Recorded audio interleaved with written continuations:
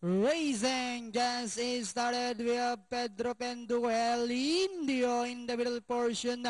Aloha is down on the inside, inspiring. The next on that is Accuracy. Davis is Phil, rider of Black Label, RC Tanagon, left unseated.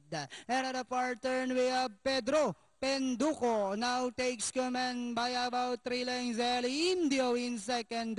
Moving up on the outside, Aloha Inspiring comes next. Zacuris. Then comes Dieguito, while Tiger Boy now racing in less than Diana entering the home stretch.